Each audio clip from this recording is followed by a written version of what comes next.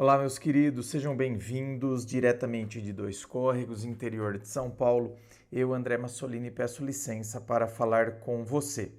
Vamos então à pergunta dela, que diz assim: eu namoro há 3 anos. A gente mora junto agora, porque temos uma filha de 2 anos. Temos uma convivência muito boa. Sempre deixei claro a ele que queria casar, de aliança e papel passado. Algumas pessoas falam que isso é besteira, mas para mim é importante e já deixei bem claro isso a ele. Faz tempo. Vejo que ele não dá muita importância para minha vontade. Eu o pressionei dias atrás e disse que não quero que passe desse ano. Se passar desse ano, eu vou terminar. É errado eu dar um prazo limite? Veja bem, minha querida, já respondendo logo de cara, assim, sabe? De bate pronto, assim, a gente vai refletir, vai falar várias coisas aqui, mas não é errado você dar um prazo, por exemplo, como você colocou aqui, especialmente, né, principalmente, quando o que você está pedindo aqui é algo que é coerente com os seus valores e que, além de ser coerente com os seus valores, já foi comunicado com clareza. Então, você já deixou isso muito claro. Agora, veja bem, o que precisa ser olhado aqui, eu vejo, sabe, com cuidado, é assim, porquê, sabe, o porquê do prazo e como que ele é colocado. Então, isso eu vejo que precisa ser observado. O porquê do prazo e como que esse prazo é colocado. Ou seja, se ele vem da raiva ou da frustração, então você está vendo? Então, qual é o porquê do prazo? Está vindo da raiva? Está vindo da frustração? Ou ele está vindo do desejo maduro, sabe? De ter reciprocidade, respeito. Bom, então vamos começar a destrinchar um pouquinho isso aqui.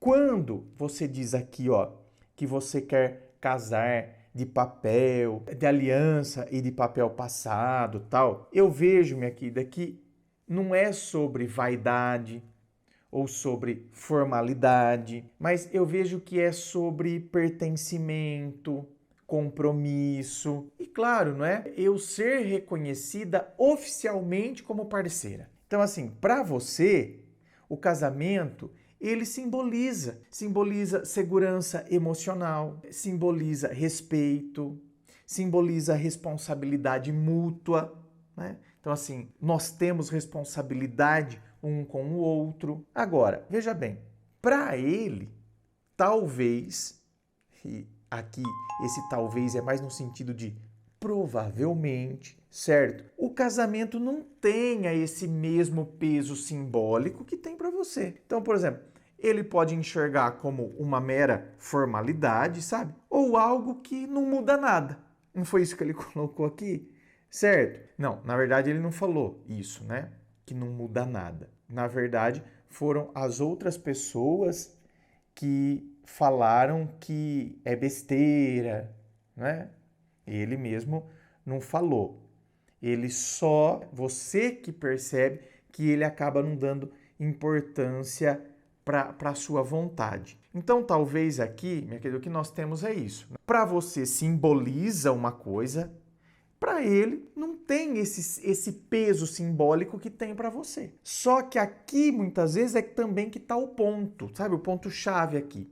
Veja bem, o fato dele não valorizar o mesmo símbolo, ou seja, não tem o mesmo peso simbólico que tem para você, não invalida a importância que tem para você. E aí, a gente tem que pensar o seguinte também, que, veja bem, o que mede a qualidade do amor, não existe um amorômetro, um medidor do amor. Não existe isso. Mas assim, se a gente pudesse falar se existe, né, algo que meça a qualidade do amor, não é eu concordar com tudo que ele fala ou a pessoa concordar com tudo que eu falo ou que eu penso. Então assim, né, a qualidade do amor não pode ser medida por isso, ou seja, com concordar com tudo, mas sim levar a sério o que é importante para o outro. Então, qualidade do amor não é medida pelo fato de concordarmos com tudo, mas respeitar o que é importante para o outro, levar a sério o que é importante para o outro. E é aí que então entra aqui um ponto que a gente tem que parar e prestar atenção.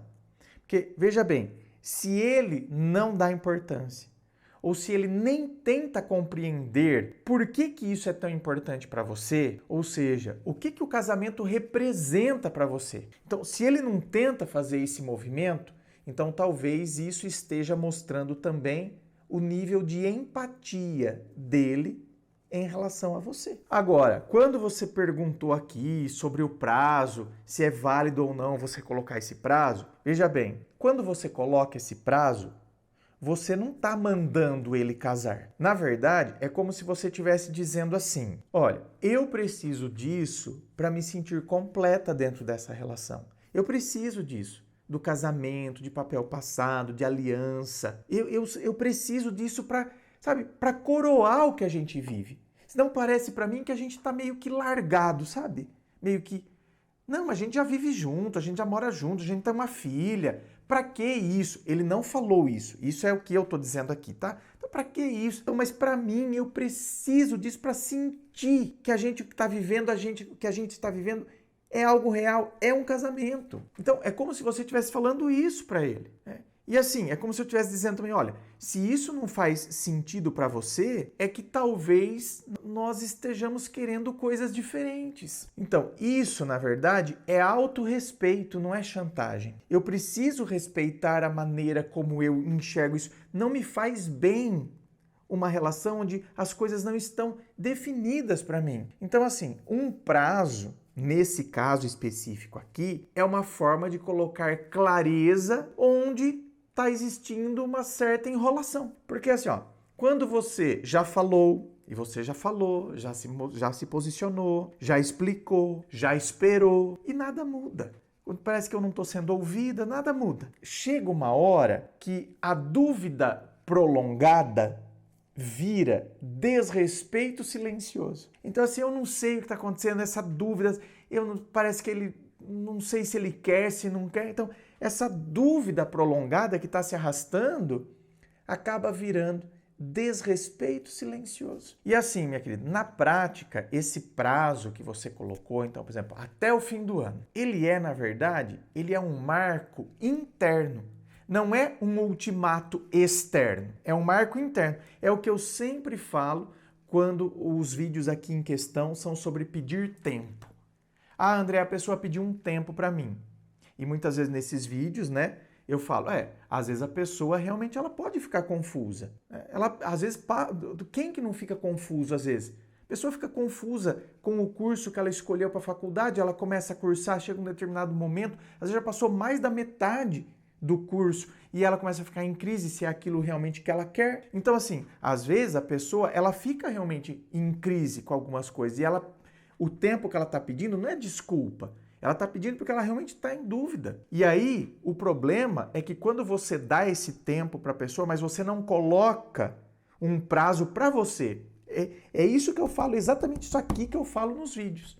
Falo, você tem que colocar um prazo interno. Isso que é um prazo interno, um marco interno. Eu coloco, eu estou dando esse tempo para ele, mas eu vou esperar 60 dias, por exemplo. E eu marco a data. 60 dias vai dar dia 13 de, sei lá, agosto, sabe? Dia 13 de agosto, se ele continuar nessa, eu vou cair fora. Só que eu não falo isso para a pessoa. Você tá vendo que isso não é um ultimato externo. Dia 13 de agosto, a pessoa nem sabe. É que no caso aqui você falou para ele, né?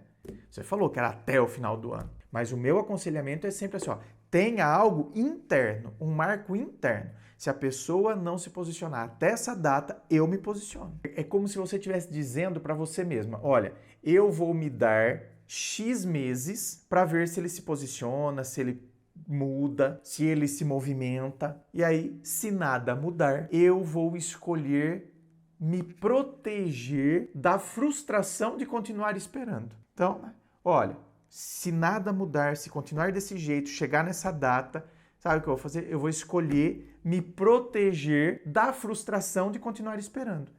Ou seja, eu vou terminar. Por quê? Porque se eu continuar esperando, É a frustração que está sempre acontecendo. Então eu vou me frustrando e a conta gotas. Nossa, mas eu vou terminar também, eu vou sofrer, então. Mas continuar é uma forma de eu sofrer, porque não corresponde ao que eu quero, o que eu estou vivendo. Para mim, o que eu estou vivendo é uma enrolação. Aí alguém poderia dizer, nossa, mas isso aí é muita coisa, está sendo muito rígida. Onde já se viu terminar por causa disso? Né? Um monte de gente vai falar, assim como um monte de gente falou para você aqui que isso era besteira, era bobagem. Você está sendo muito rígida, olha como ele é bom, olha as coisas que ele faz para você. Então, aí que a gente tem que perceber, será que isso é rigidez ou é amadurecimento emocional? Eu tomei posse de que isso não está fazendo bem para mim. Então, assim, é rigidez, eu estou sendo muito rígida, ou é amadurecimento emocional? Agora, veja bem, é muito importante que esse prazo, eu estou dando um prazo, sabe?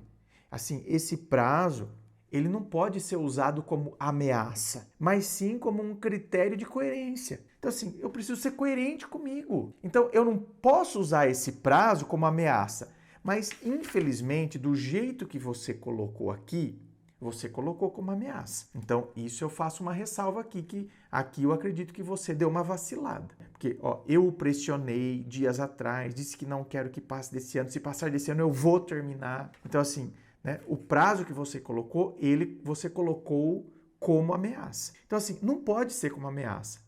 Tem que ser como um critério de coerência. Eu estou sendo coerente comigo. Esse tipo de situação me faz mal. Então eu coloquei um prazo porque eu preciso ser coerente com o que eu quero para mim também. E aí tem algumas coisas que você precisa observar então, né? Depois que eu conversei, depois que eu falei essas coisas para ele, como que foi o comportamento dele? Ele se mostrou disposto a conversar de maneira adulta sobre isso? Ele dá algum... Eu não acredito. Eu não acredito que ele tenha, né? Por quê? Porque, infelizmente, se desenvolveu um padrão comportamental aí, que é você reclamar dessas coisas e ele fingir que não ouve. Então, por que ele vai achar que dessa vez você está falando para valer? Então, eu não acredito que ele vai se mostrar disposto a conversar. Muito menos vai demonstrar uma disposição real de que as coisas estão diferentes, como, por exemplo, procurar saber coisas de cartório, saber sobre finanças, sobre o que precisa, quais os papéis necessários para o casamento, falar sobre datas, pensar sobre datas, que dia que você pensa da gente casar, sabe? Planejamento sobre casamento. Ou, na verdade, ele continua desviando do assunto, enrolando, ou até mesmo fazendo você sentir que você está sendo exagerada. Então, assim, se você virar para mim e falar, André, é exatamente isso.